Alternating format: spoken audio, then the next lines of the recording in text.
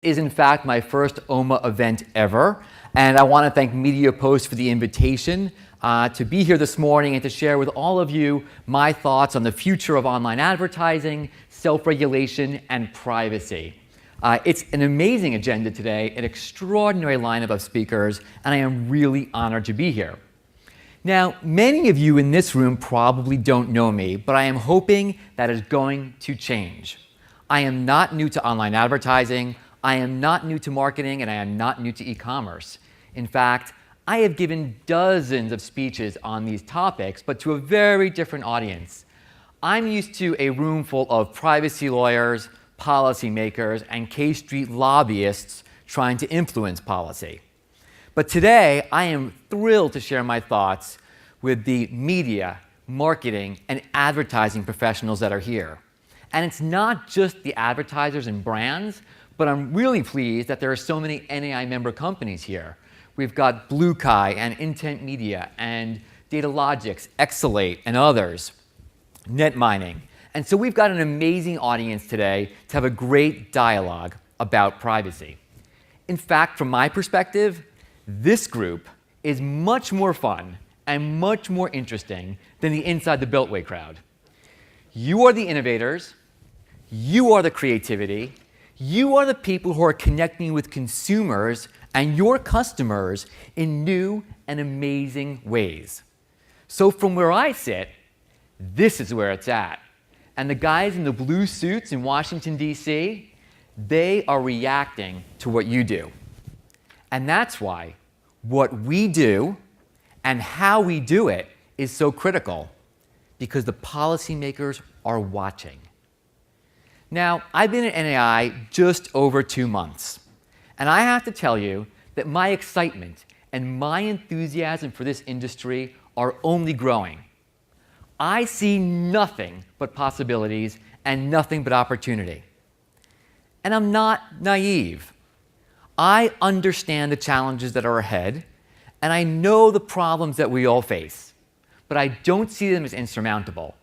And I definitely don't think they are going to derail the data train anytime soon. So I'm a little reluctant to ask this question, but I need to know the answer, honestly. How many people here really know what the NAI is? Ooh. Okay, I get it. It's confusing. In Washington, D.C., there's DAA, NAI, DMA, IAB, 4As, AAA, the whole bit. So it's confusing. You need to understand what NAI is, so you understand why it is I think I have the coolest job in Washington, D.C., why I'm so excited to be here, and why I truly believe that NAI and self-regulation more generally are critical to the future of the advertising industry. So what are we? We are a coalition of over 85 leading online advertising companies. And at our core, we are a self-regulatory body. What does that mean? It means that we develop, we implement, and we enforce a code of conduct that exceeds the requirements of current law. And it's based on the fair information practice principles that I think and hope you all know. Notice, choice, consumer control, transparency, data security, access, accountability. All of that is part of the NAI code. And importantly, companies can't just write us a check, fill out a form, and join. Oh, no, no, no, no. Before you become a member, you need to certify and align your business practices with our code. And you have to agree to submit to a compliance review year after year after year. That's part of the deal. We maintain a website with a centralized choice mechanism. And importantly, we are part of, but different than, the DAA, which I know we're all hearing about. Very important. NAI, notwithstanding what some people might be thinking, is becoming more and more relevant than ever before. We represent the third-party ad networks and related business models that are so critical to what you need to do. And that's an exciting place for us to be. Now, let me tell you what we're not. And I'm very honest about this. We are not, and do not pretend to be, the solution for every privacy problem on the internet, the World Wide Web, or the mobile ecosystem. We're just not. We have tackled one issue, and we have done it well: online behavioral advertising. That is what we are about, and that is what our focus has been. Now, of course, that raises a very fundamental question which we need to talk about. Is it time to expand the self-regulatory tent to include rapidly evolving business models, new technologies, and to take into consideration changes in policy developments that we're seeing here and abroad? That's not a quick question, and it's not a quick conversation, so let me come back to that. So that does, though, bring up something that's on everyone's minds. So let me address this, and that is the recent stories in the news that we've all been hearing about and reading about. To be sure, there is no shortage of stories about online data collection, mobile apps, and privacy. And every time these stories surface, it renews the debate around legislation, regulation, enforcement, and sanctions. And that's not good for business. Now, it certainly makes the panel that follows my remarks very timely. The panel that's going to address the privacy crack-up. And it's incredibly important that that dialogue is happening in this room with the brands and the advertisers and the networks. And it's not just happening in Washington, D.C. This is where that conversation needs to happen. Now, I'm not going to spend any time on any specific news story. Certainly, there would be enough for me to choose from, but I'm not going to do that. But I will address the fundamental underlying question that I think many of you are thinking about and journalists have asked me. And that's this. Given allegation after allegation of surreptitious data collection and increasingly sophisticated tracking technology, how can I stand up here and tell you that self-regulation is working and that self-regulation is the answer? Now, since I joined NAI, some of my other friends in Washington have asked the same question slightly less diplomatically. This is what I've heard. Marc, how the hell could you leave the FTC and join the dark side? Now, I actually don't think I joined the dark side. I hardly think a self-regulatory body that enforces a code of conduct that exceeds legal requirements is the evil empire. And if we are, I think that kind of makes me Darth Vader, and I don't look the part. So, self-regulation. I believe in self-regulation. I believe it works, and I'm hoping you all do too. And what I want to tell you is that I haven't had this epiphany in the last 8 weeks since I left the FTC and joined NAI. My belief in self-regulation goes way back. And when I was on Capitol Hill, I worked on a comprehensive privacy bill. Some of your eyes are rolling, I know, but yes, I did. I drafted comprehensive privacy legislation. But here's the important point. In that bill, the fundamental foundation of the framework was a self-regulatory safe harbor that encouraged innovation, that fostered creativity, and that allowed for flexible standards set and created by industry. My view is that any framework has to have that as its foundation. To be sure, it also included tough requirements on data management and consumer control. It also provided for enforcement and accountability. I believed in that then, I believe in it now, and the NAI board believes in that now. So I'm optimistic. I believe self-regulation works, and I think we're going in the right direction. Now, I'd actually like to turn my attention to the actual description of my remarks, which are in your programs and were on the website. When I was invited to come speak this morning, I took a look at the homepage for the conference and read over the description. And part of the description had a question that kind of spoke to me, and the question is this. Are data security, consumer control, and privacy poised to derail the data train just as it leaves the station? And that spoke to me not because the word privacy was in the question. Nope, it spoke to me for a different reason, so let me explain. I don't like the term big data. Sorry, I don't. I know we're allegedly talking about that all day long. I find the term to be confusing and imprecise, kind of like do not track. And I think it's problematic. Journalists have picked it up, policymakers have latched onto it, but I find that it mixes and merges and muddles dozens and dozens of different topics under one ominous sounding word, big data. Kind of sounds like big brother or big problem. So with all due respect to MediaPost, I'm not discussing big data. For the remainder of my time with you this morning, I want to talk about trains. Because that's the way the question was phrased. Is the data train going to be derailed? And in fact, I think it was Tom, the other keynote, also mentioned this. I find the metaphor of the data train much more compelling and much more appealing. Let me explain why. The data train is moving fast. We are all on it, all of us. But we are sitting in different cars on that train. Every car on the train is linked together. And like all trains, whether it's diesel or electric, the train needs fuel. The fuel on our train is data. So we're not worried about carbon emissions depleting the ozone layer, but I am worried about irresponsible data practices depleting privacy, eroding consumer choice, and in fact, slowing this train down.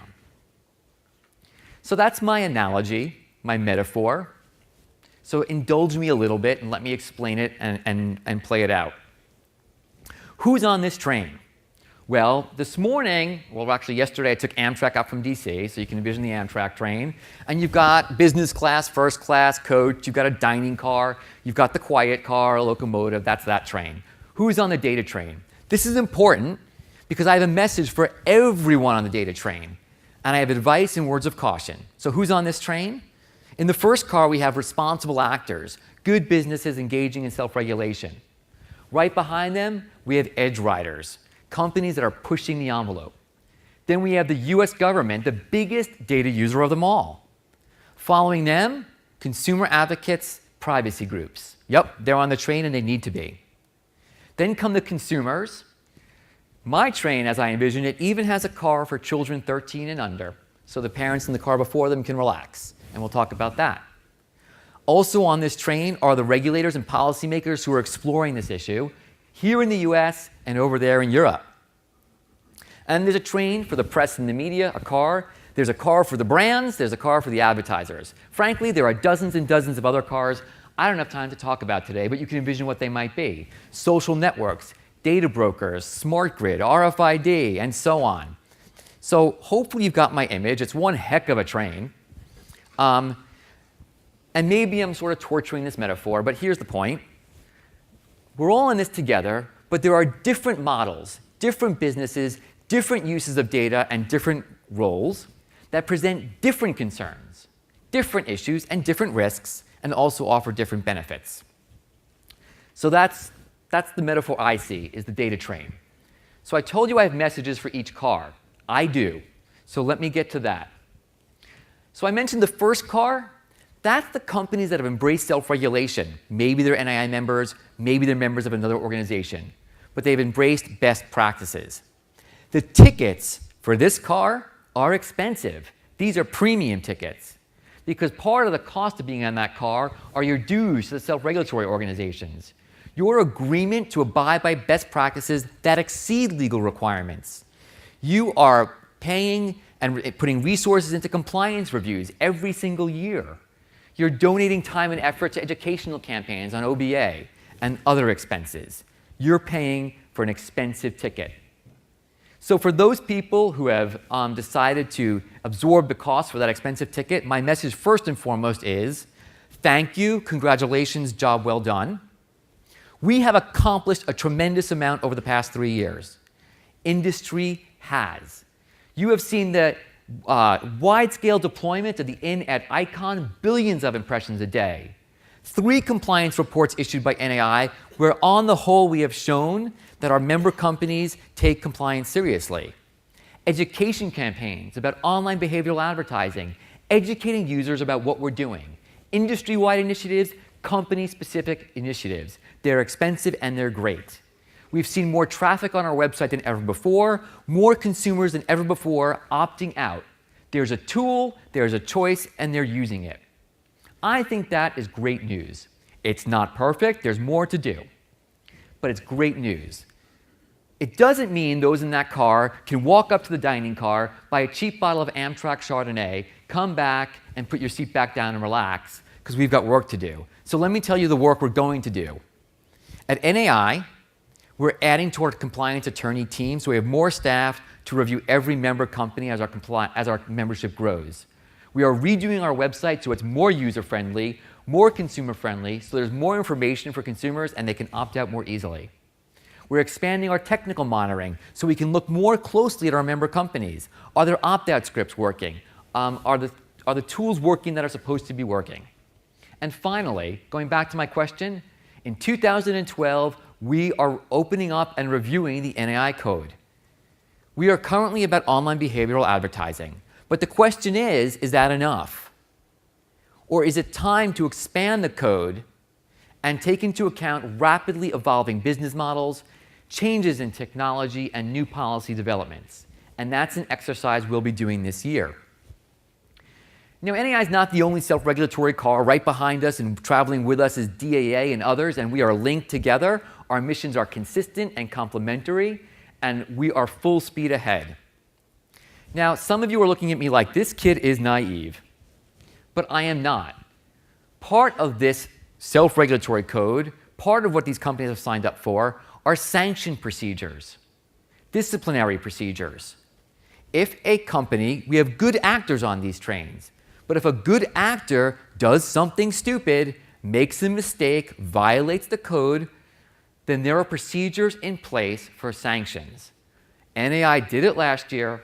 We'll do it this year if it's necessary and appropriate. So let's go to the next car on the train and talk about who's sitting there. That car has companies that have not embraced self-regulation.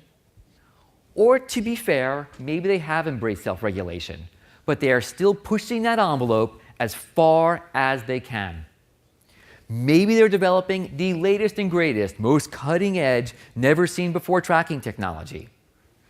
Or maybe they've designed the newest, most sophisticated algorithm that will predict my next sentence. Or perhaps it's the companies we read about in MediaPost, where the company representative says, sorry, I can't tell you who my customers are. They don't want me to tell you because they're worried about the privacy backlash from their own customers. Now, I have some concerns. I think some of these companies might be trying to ride a data train for free. Maybe they are, pursuing a race to the bottom, maybe, maybe not. But here's where my metaphor really kicks in on the train. We're all on this train together. We are all linked together. So every bad story about an app that collects data that shouldn't, every bad story about a bad data practice that didn't have transparency or disclosure, that impacts all of us. The whole ecosystem is impacted by every story. There are many legitimate reasons why a company may not be in self-regulation. There really are, and I get it. So I'm not here to point fingers. But what I am here to do is to extend an invitation and to ask those companies that aren't yet involved to stand up and walk to the front of the train and join the people in the other car. There's no doubt that the cost of that ticket is more expensive, but the cost of derailing the entire data train is far higher. So let me move on. I promise you the messages in the other cars are much shorter. I really do. And if I am really straining this metaphor, just work with me. I'm a recovering lawyer. I'm not a Madison Avenue advertiser or marketing guy. So I was trying to make it creative, but here we go. Who's on the next car on this train? This is an important one. It's your government. It's not often talked about at these conferences, but the government. I'm talking about DOJ, DHS, the intelligence community, State Department. Talk about a car that's packed with your data. That's this car. Now, when advocates raise concerns about the government use of data, I'm sympathetic with some of their arguments. I really am. And frankly, I know more than most because I was the chief privacy officer at a federal agency. I have seen some great positive things happen over the past years. More and more privacy professionals are being hired and trained in the federal government. The Federal CIO Council Privacy Committee has published amazing documents on data management and privacy. There really are talented and dedicated CPOs in the government who care about your data and care about your privacy. But in my personal opinion, I do think this car needs to be fixed, and some things are broke. Like the Electronic Communications Privacy Act needs to be amended so that my information is just as protected in the cloud as it is in my own PC in my house. And I think that the Privacy Act of 1974, which is now 35 years old, needs to be updated. That law was enacted when your data was in a file folder with your name on it, and it was put into a big gray metal cabinet and sealed, and it was in a giant cavernous file room in a big marble building in Washington, D.C. And if your name was not on it, or if they filed it incorrectly in the wrong letter, that data was useless and it wasn't going to be used. I don't have to tell this room that that's not how it works today. And third, personally, I'd like to see the Privacy and Civil Liberties Oversight Board given some life. I think that would be a positive step. And I'm bringing this up today because I think if we made some fundamental improvements to this car, some of the concerns around the commercial collection and use of data go away. That's not to say that bad business practices should be allowed and that we ignore them. But I do think if we get some of the government uses of data under control, some of the advocacy concerns about our data do decrease. The next car. This train includes the consumer advocates and the privacy advocates, like it or not. They are an important group. They must be on the train, they must have a voice, and they have an important role in this privacy dialogue. And I truly believe that. Now, I'll be the first to say that I don't agree with all their tactics. And I also would say that I think sometimes they get the facts utterly and completely wrong. And I would also say that notwithstanding what some of them argue, they do not represent every consumer in America. They don't. But they represent one perspective, and it's an important perspective: the importance of privacy. The privacy advocates and consumer groups on the train are frustrated, and I hear them. They're saying they feel like there isn't transparency with business, and they haven't had a seat at the self-regulatory table. And you know what? In some ways, they're right. Some of their concerns are fair and legitimate. So my message to the people in that car, the consumer advocates, the privacy advocates, meet me personally in the dining car. Let's sit down, let's have a conversation, and let's discuss all these issues together. And let's make progress. If we don't shout at each other, I'm pretty sure we can move the ball along on a number of issues. And I am offering and willing to do that. Right behind the consumer train, the consumer groups, is what may be the most important train for all of you. The consumers. Probably the most important passengers on the data train, right? These are your customers. These are your potential customers. These are the people who are reacting and reading your advertisements, your campaigns. They're buying your products. Some of them care about privacy. Many of them don't. And some of them don't even understand the issues enough to have an opinion. Regardless, I have one message for all of these consumers. You are entitled and deserve respect. You are entitled and you deserve choice. When your data is collected, it should be secure. You should know about it. And when you're upset, there should be a complaint mechanism for you so you can hold industry accountable and let us know. And frankly, that's what NAI is all about. The other message I have for the group is don't forget about the enormous benefits of the data train, the enormous benefits of data-driven advertisements. You are reaping the benefits. You are seeing new, cutting-edge services and technologies and products that are being brought to you for free because of the amazing technology that we have now. And we often forget that. So that's what I would tell the consumers. Very quickly, speeding up. How am I doing? I got to go quick. I have to go quickly. I'm losing you. I can see it. There is a car for children 13 and under. It's probably very noisy. And in fact, I wish Amtrak really had this. I'd probably take the train more often. I don't have a message for this car because there's not going to be OBA on that car. Our members currently don't target children under 13 with segments. We can do better, we can do more, and we're going to push the envelope, and we're going to find a solution to that issue. Behind that car, we have the federal regulators in the US, the policymakers. That includes Chris Olson, who's on the next panel, my good friends at the FTC. Here's my message to all of you, the regulators in Washington. Vigorously enforce our consumer protection laws. They're important. Please, deliberately and carefully study the technology behind our ecosystem. It's important that you understand it when you set policy. Move cautiously when you do make policy recommendations, particularly regulation. No matter how good your goals and objectives, there are bound to be unintended consequences, and I worry about those. Engage with us, and please hold our feet to the fire, but for God's sakes, when industry does something good, please let us know and compliment us. Otherwise, it gets more difficult to move forward. Right behind them, the European regulators. They've got a car on the data train too. You want to know what's my honest view? I have no idea what's happening on that train, on that car. I don't. I respect different views, and I am, for those who know me, I am the last person to say the US gets it right all the time. But I just don't understand what's happening on the car with the European regulators. So 2 quick messages.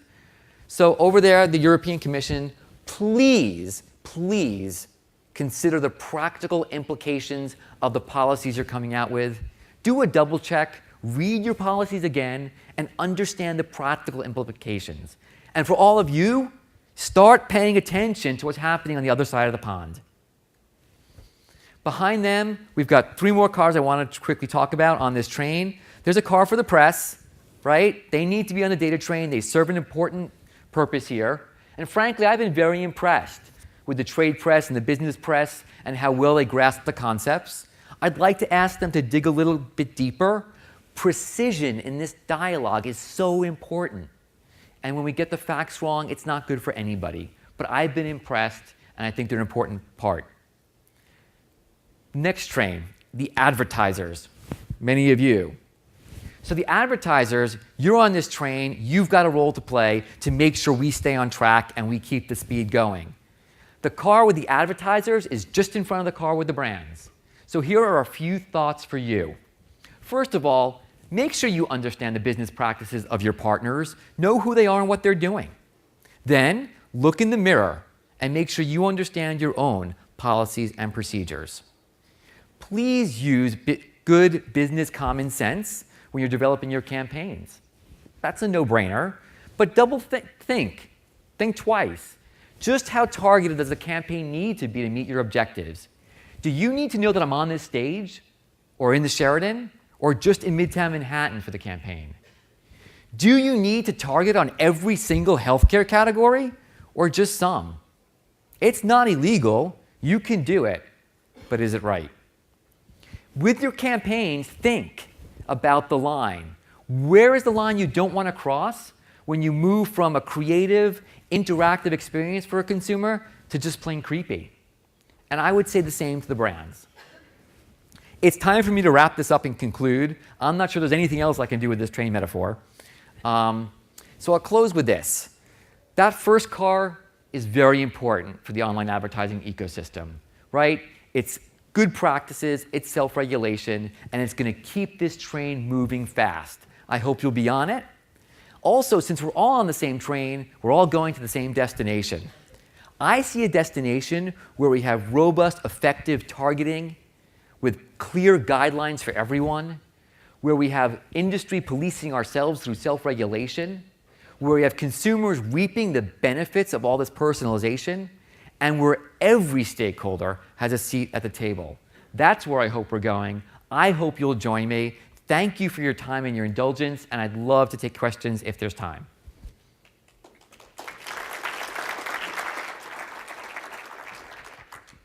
Tony Jarvis, Olympic Media Consultancy, and a European. I don't pretend. I'm sorry. And a European. Thank you very much. Very proud to be a European and a United States citizen. And while I certainly, recognize your expertise in understanding what they have done and the policies perhaps that aren't quite right, what you should have shared, I believe, with this audience is the fundamental philosophy, and this came up yesterday, and I think there was general agreement in the room, that they, I believe, have embraced and we need to embrace in this country. And that is protect the trust of the public, do no evil which is not being embraced in this country, and certainly do no harm. Now, maybe they've got the policies wrong in addressing those, but I believe as marketers, as data miners, as analysts, if we don't embrace those three pieces, we're in trouble. And I also apologize, I don't know enough about your organization, but I'd love to know more. I think we all would.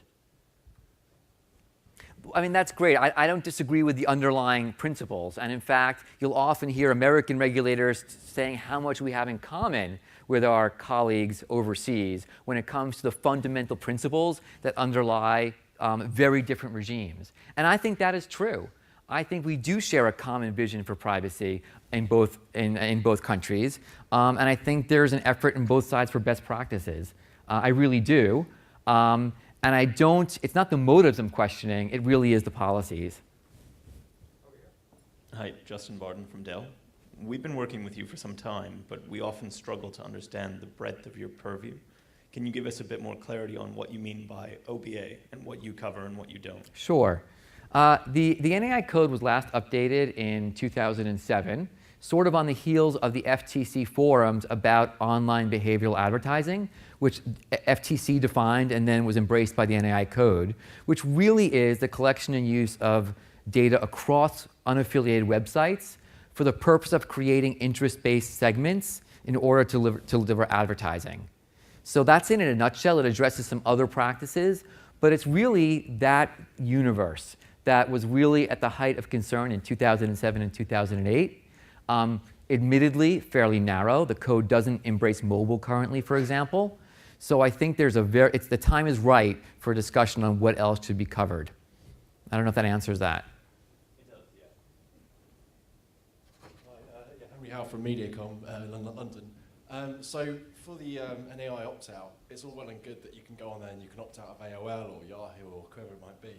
What about for the publishers, actually producing the content? Because as someone who's in the industry, I know that what AOL and Yahoo are up to, but if I see an ad on the New York Times, I'm going to go, well, why are they showing me that? And I'm going to go to them first. So how does the NEI sort of tend to deal with that? So there are a number of answers to that question, which is a very good one. So from the NAI perspective, right, the NAI membership is about 85 third-party networks and related businesses that then contract with publishers, right? So the NAI code has requirements on our members to put provisions in contracts with their publisher partners and to make sure that there is notice on the website where the collection is taking place. And depending on the kind of data being used, the kinds of notice and consent that go with it vary. Now, more to your point though, because we don't have the publishers at our table, DAA does. So DAA is an umbrella for IAB and DMA and the 4As and NAI, and that's where the publishers came to the table. They are under the rubric of DAA also, and that's why we were able to come up with the in-ad notice and the icon, so that when you're on your publisher site and you see the ad, you can see the little triangle and use that to then opt out. So NAI was not the solution for all of that. DAA brought that to that conversation. And I mean, push back if that doesn't address the question. Make it less clear for consumers though. Does it make it less clear? There's still two parts. As a consumer, I want to opt out. I'm not sure where I want to go for that. Well, so there are currently different places you can opt out, and that is true. There's the NAI page, the DAA page. The icon still brings you to both in many cases. And by the way, every NAI member is a member of DAA. So if you do use the DAA opt-out page, everyone in NAI goes with that too. The reverse is not true. So that we could probably bring more clarity to that, but it's fairly comprehensive, and the in-ad notice is helping on the publisher side. How will you engage one of the issues that seems to have the most traction in Washington right now, which is do not track? Mm-hmm. Obviously, the FTC is behind it. It's the kind of thing that resonates with consumers because they can identify it very easily to do not call. Where are we on that issue? What's your understanding of where that issue is in Washington, and how will you as an organization address it? So yes, so do not track has traction, right? It sounds very much like do not call, notwithstanding the fact that it is incredibly different. some of the concerns I have with the very use of the term is that it means different things to different people in different contexts. And so that's created some problems and some confusion. But there certainly is movement. There is movement in an organization, W3C, that is attempting to create some kind of standard. And it's something that, that there's a lot of discussion about in Washington, D.C. and elsewhere. Oh, sorry.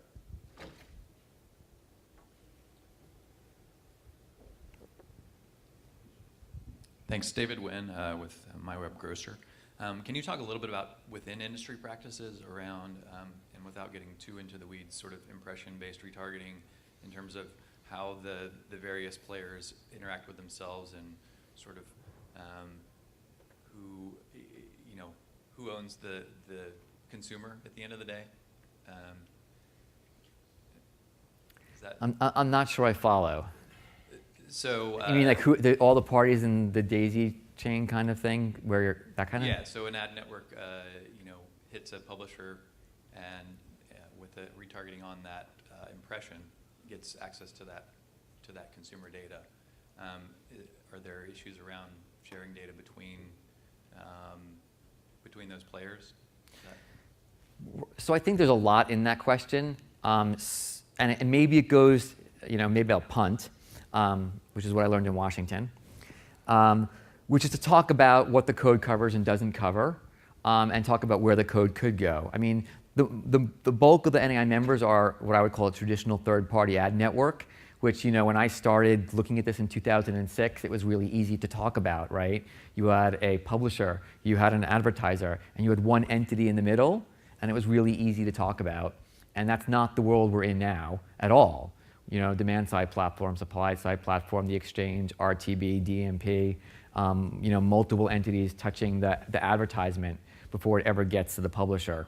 And so, yes, so is that relevant? It is relevant. It complicates the discussion. It complicates discussions around technologies, around transparency, around who in that chain has responsibilities for providing the notice at the end of the day. All of those things are part of the conversation and are highly relevant. And it also comes up, how does the code apply to different models within that chain? If you're an exchange and you never contract with a publisher, what are your obligations? If you never actually serve the ad at the end, who puts in the icon? It's all highly relevant. I'm guessing I didn't really answer your question, but. So the IAB standards have some issues, have some language about data repurposing. So gathering data from another site when you're targeting on them. So I would only speak to the NAI code. I mean, the NAI code is different. We address merging in our code, merging PII with non-PII. None of our members are doing that for OBA purposes, but if you do that, it comes with other obligations. And maybe we can chat afterwards, and we can sort of dig down into what your concerns are, and maybe I can answer it better. Marc Groman, thanks very much. Thank you.